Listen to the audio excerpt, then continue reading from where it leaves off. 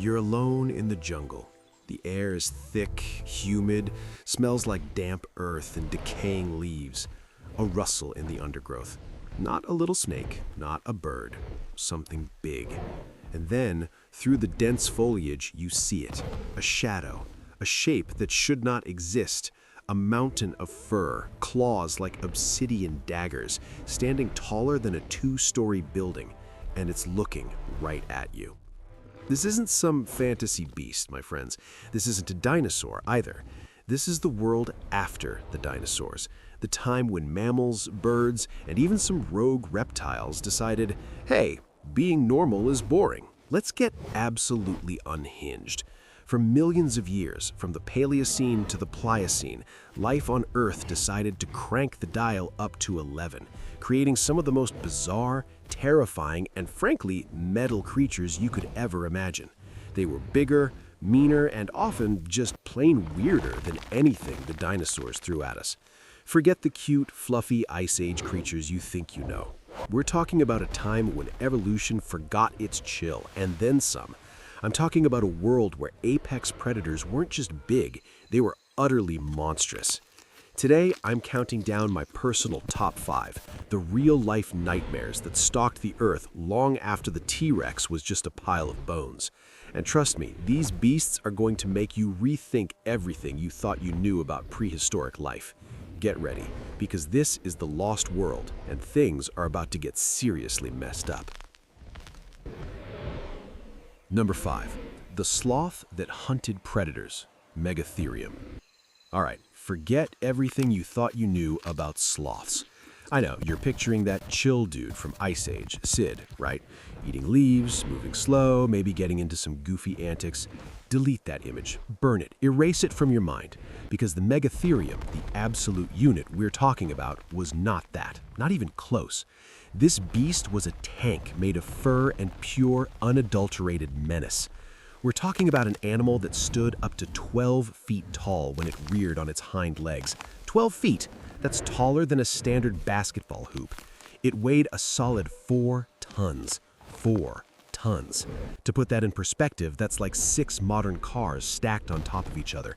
But this one could walk, stand, and, oh yeah, fight. Imagine yourself in the ancient grasslands and sparse forests of what would one day become Patagonia, deep in South America around 2 million years ago. The air is surprisingly cool, crisp, with the smell of damp soil and the distant, earthy scent of ancient vegetation. You're on the lookout for a snack, maybe some small early horse or a particularly juicy shrub, and then you hear it. Not a roar, not a growl, but a kind of deep, shuffling movement, a rhythmic thudding that shakes the ground beneath your feet. The trees ahead of you are bending, snapping, as if a bulldozer is rumbling through. Except it's not a bulldozer, it's this hairy, walking mountain. For years, for decades even, the scientific consensus was pretty clear. Megatherium was a gentle giant, a mega herbivore, a massive vegetarian that would use those colossal claws to strip leaves off trees or maybe dig for roots. Its peg-like teeth, no sharp incisors or canines, certainly supported this idea. You look at a skeleton, you see those blunt grinding surfaces, you think, yep, definite plant muncher. It was the ultimate browser, minding its own business, just wanting to eat its greens and maybe take a nice, long, slow nap. But here's the twist, the glorious, terrifying twist that makes this sloth one of my all-time favorites.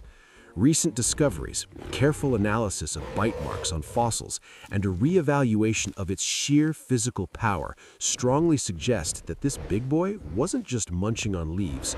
Oh no, those claws, man, those things weren't just for gardening. We're talking about curved, blade-like claws up to a foot long, made of keratin as tough as bone, backed by musculature that would make a bodybuilder weep. They were articulated in a way that let them swivel and slash with incredible force. Think about it, an animal that massive, with that much raw power, those incredible claws, and an upright stance that allowed it to survey its surroundings. Some paleontologists now theorize that Megatherium might have been an opportunistic omnivore, that it wasn't above, say, running into a Smilodon, that iconic saber-toothed cat, having just taken down a Toxodon, a rhinoceros-like beast. and the megatherium just walks up, stands tall, rears up all 12 feet of furry fury, and then, with a swipe of one of those metallic-looking claws, it just tells the Smilodon, "Mine now." And what's the saber-toothed cat gonna do? Try to fight something that weighs twice as much as it does and has those literal meat hooks for hands? Nope, it's a bad day for the cat. Some studies even suggest that Megatherium might have actively hunted smaller, slower prey. Not with a chase, mind you, this thing wasn't built for speed, but picture a young Glyptodon, that armored tank armadillo, wandering too close to a browsing sloth. One casual, almost indifferent downward swipe of a claw, and that Glyptodon's shell would be cracked open like a nut. It was a slow, lumbering nightmare that could decide, on a whim, to be the apex predator of the day. Its competitors were legion: Smilodon populator, the biggest saber-tooth ever, terror birds, massive canids, but few would willingly tangle with a fully grown Megatherium. It was too big, too powerful, too well-armed. It was a walking, breathing nope to pretty much everything else. The sheer audacity of a sloth being a potential killer, that's peak prehistoric monster right there. It was a 6-ton mountain, a nightmare of sharp claws, and honestly, the weirdest thing to ever walk North and South America. Simply a living tank that occasionally decided to just wreck someone's day. Number 4, the bone-crushing hell pig, Daeodon. Moving on from our surprisingly homicidal sloth, let's talk about something that just looks evil, like genetically engineered to be a bully. I'm talking about Daeodon, the beast affectionately and accurately nicknamed the hell pig. And when I say pig, I don't mean babe. I mean something that makes a modern wild boar look like a cute little puppy. Imagine a modern rhino, that big, grumpy, horned beast, but replace the horn with a snout and give it the face of pure, unadulterated, primal rage. This thing weighed up to 2,000 pounds, a full ton of porcine terror. Now, picture this scene unfolding around 25 million years ago across the vast open plains and scattered woodlands of what would now become North America. The air is warmer than today, a bit more subtropical in places, but still with wide, sweeping vistas of grass, punctuated by stands of ancient trees. The air smells dry, dusty, with the metallic tang of something recently killed carried on the breeze. You're on the lookout for a snack, maybe some small early horse or a particularly juicy shrub, and then it bursts into view from behind a copse of trees. It's a Daeodon, and it is not pretty. The face alone is nightmare fuel. Its skull was incredibly robust, but what really gets you are the grotesque bony protrusions jutting out from its cheekbones and lower jaw. These weren't horns, they were flanges of bone, almost like natural armor, making its head look wider, more menacing, and honestly, cartoonishly ugly. Scientists used to think these might have been for display or for ritualized fighting with other Daeodons, smashing heads like rams. Imagine the sound of that impact, a sickening, dull thud of bone on bone. It was built like a steamroller and looked like something cobbled together in a dark dream. Its mouth, though, oh, its mouth. While the outward appearance was horrifying, the interior was where the real terror lay. Its teeth were not just big, they were designed for one and one purpose only: crushing bone. Not just breaking, but pulverizing. It had massive canines, of course, but its molars were broad, thick, and incredibly powerful, capable of withstanding immense pressure. This wasn't a finesse predator that delicately tore flesh. This was a blunt force trauma specialist. It was the prehistoric equivalent of a walking, breathing garbage disposal, but for skeletons. Its twist, its defining characteristic, was its role as the ultimate prehistoric bully. Daeodon didn't just hunt, though it certainly could have, using its immense bulk and powerful bite to take down whatever it wanted. No, Daeodon was the guy who let someone else do the hard work. It would watch from a distance as a Nimravid, a saber-toothed cat's cousin, or a massive hyenodon brought down a sizable prey animal, perhaps an early deer or a small rhinoceros relative. Then, when the kill was made and the actual hunter was tired, perhaps just starting its meal, the Daeodon would lumber in. a deep, guttural snort, a terrifying display of its massive, ugly head, and those other predators knew this was not a fight they wanted. This was not a carcass worth dying over.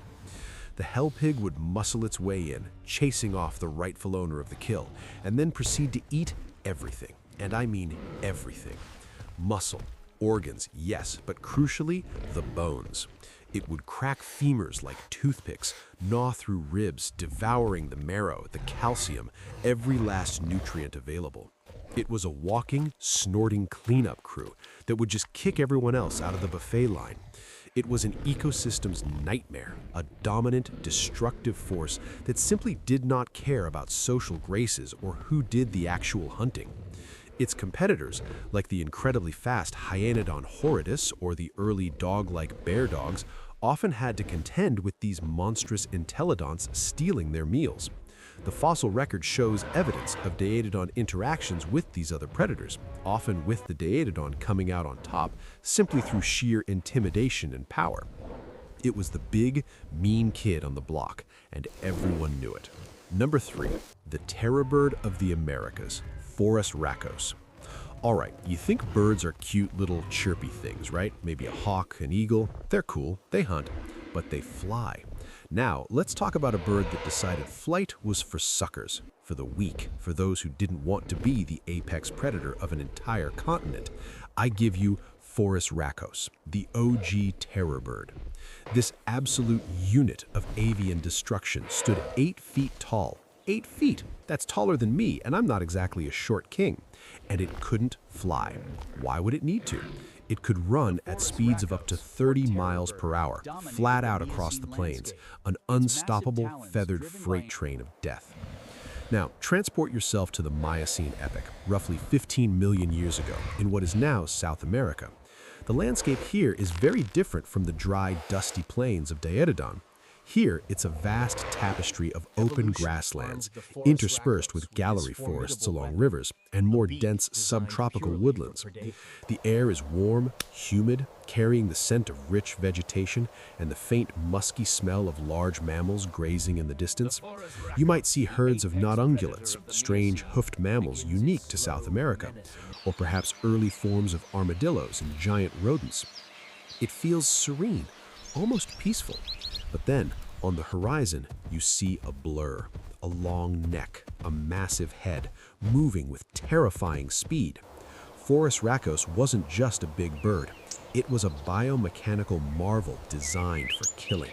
Its legs were powerful, column-like, ending in 3 forward-pointing toes, each tipped with a formidable claw for gripping and tearing. Its body was streamlined, its tail short and stiff, acting as a counterbalance during its high-speed sprints. The wings? Vestigial, tiny, useless for flight, but perhaps used for balance or display, flapping furiously like a frustrated dinosaur. But the real star of the show, the instrument of pure, unadulterated terror, was its skull. Its beak was not like a chicken's, not for pecking seeds. This thing was built like a pickaxe, but instead of a sharp point, it curved downwards, ending in a brutally sharp, hooked tip, a scythe of bone, a natural meat hook. When a Forus racos ran, its head was held high, surveying the scene. But when it targeted prey, it would lower its neck, bringing that massive hooked beak into alignment. And it wouldn't peck, oh no. It would deliver what paleontologists describe as axe-like blows, swinging that enormous head downwards with incredible force, powered by thick, ropey neck muscles. Picture it, a small, early mammal, maybe an ancestor of a capybara, grazing innocently. Forus racos locks onto it. The chase begins, a blur of feathers and speed across the ancient plains. The terror bird closes the distance, its powerful legs churning, its head held steady. And then, without breaking stride, it unleashes a single, devastating strike. That hooked beak, propelled by the full weight and speed of an 8-foot predator, would impact the prey's skull, crushing it instantly, or even piercing it clean through. One hit. Game over. Its prey would have been anything from those small native mammals to early horses, even juvenile not-ungulates. Nothing was safe from this feathered nightmare. For a long time, the dominant theory was that these birds were mostly scavengers, or perhaps only went after very small, easily overpowered prey. But the biomechanics of that skull, the powerful neck musculature, and the sheer speed capability tell a different story. This was an active, high-speed predator, occupying a niche that would later be filled by big cats. Its main competitors would have been smaller terror birds, giant marsupial predators like Thylacymilus, and the occasional opportunistic croc. But on the open plains, when Forrest Racos decided it was mealtime, it was an uncontested king. It was the ultimate ambush predator, not through stealth, but through sheer, terrifying headshot in natural history.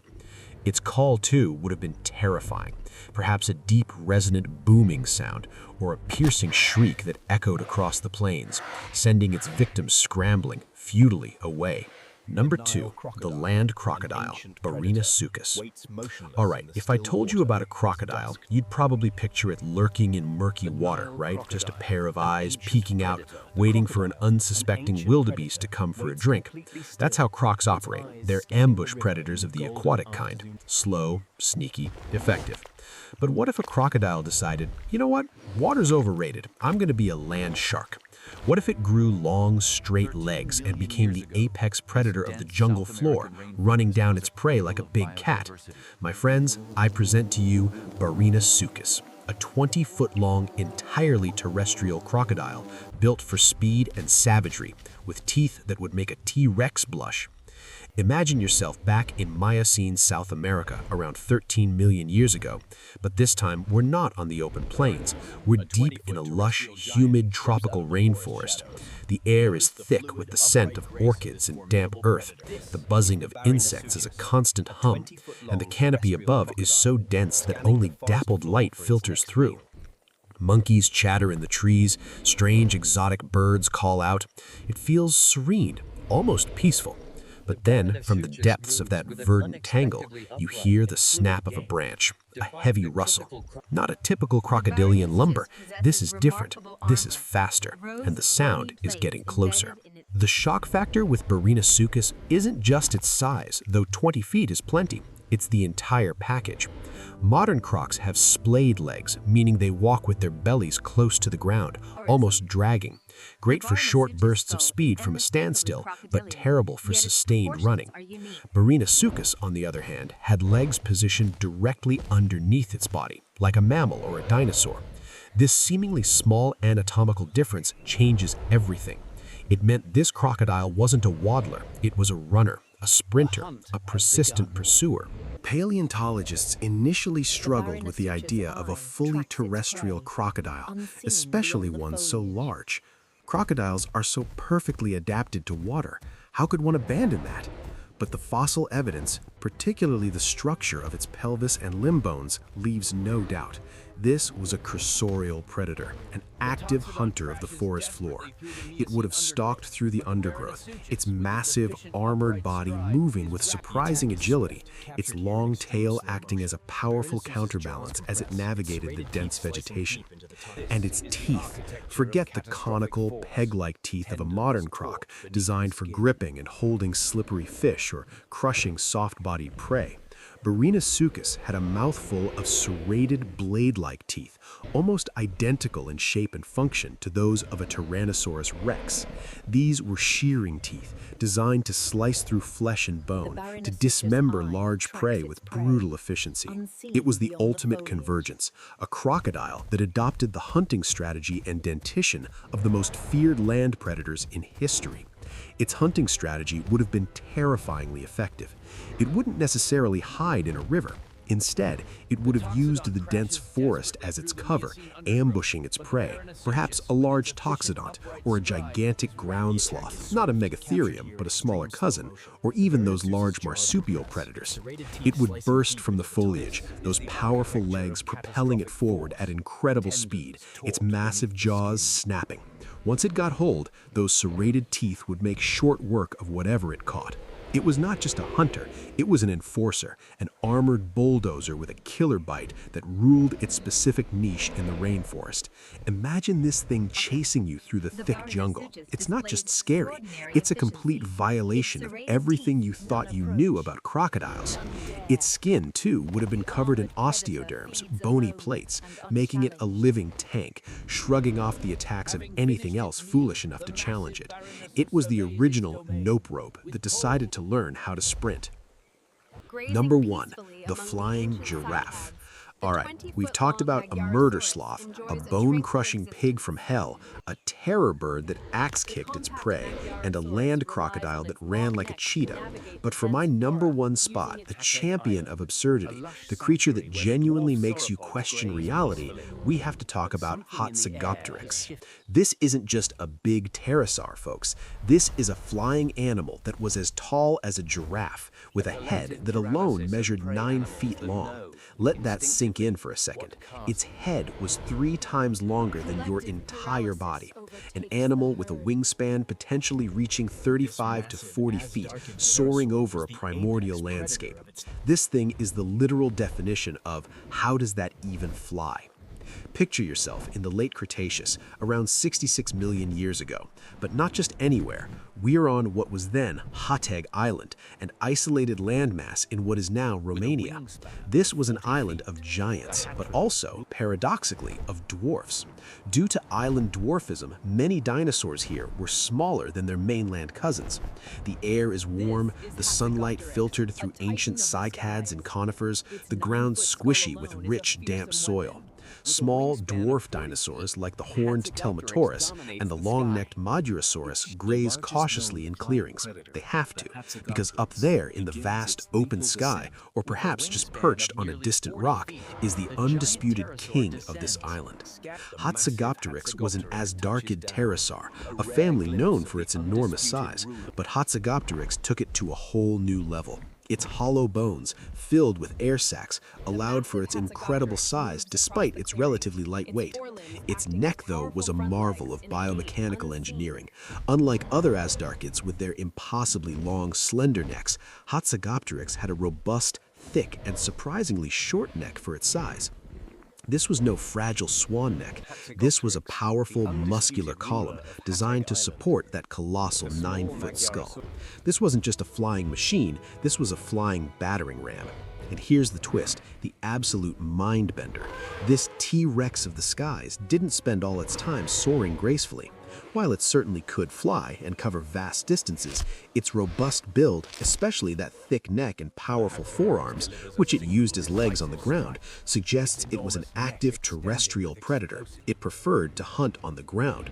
Think about that for a second. An animal with a 40-foot wingspan, the height of a giraffe, not just flying, but stalking, running, and hunting on its feet, like some kind of terrifying giant winged quadruped. When it walked, it would have held its massive head forward, its gait a slow, deliberate, powerful stride. Its hunting strategy would have been terrifyingly effective. It wouldn't necessarily hide in a river. Instead, it would have used the dense forest as its cover, ambushing its prey, perhaps a large toxodont or a gigantic ground sloth, not a megatherium, but a smaller cousin, or even those large marsupial predators. It would burst from the foliage, those powerful legs propelling it forward at incredible speed, its massive jaws snapping. Once it got hold, those serrated teeth would make short work of whatever it caught. It was not just a hunter, it was an enforcer, an armored bulldozer with a killer bite that ruled its specific niche in the rainforest. Imagine this thing chasing you through the thick jungle. It's not just scary, it's a complete violation of everything you thought you knew about crocodiles. Its skin, too, would have been covered in osteoderms, bony plates, making it a living tank, shrugging off the attacks of anything else foolish enough to challenge it. It was the original nope rope that decided to learn how to sprint. So, there you have it, folks. My top 5 real-life nightmares that emerged from the ashes of the dinosaur age. From the surprisingly murderous sloth to the giraffe-sized flying behemoth, these creatures prove that life, finds a way. And sometimes that way is absolutely insane. It's a testament to the incredible, relentless, and often utterly bizarre process of evolution, constantly experimenting, constantly pushing the boundaries of what's possible, even when it results in something that makes you question if you're still on Earth. These animals weren't just big, they were concepts, ideas of terror made flesh and bone. They show us that the story of life is always more complicated, more thrilling, and far more strange than we could ever invent. If you enjoyed this deep dive into the truly wild side of prehistory, make sure you hit that like button. It really helps me out. And if you want to keep exploring the lost worlds with me, then hit subscribe and ring that notification bell so you don't miss any of our future expeditions. Thanks for watching, and until next time on The Lost World.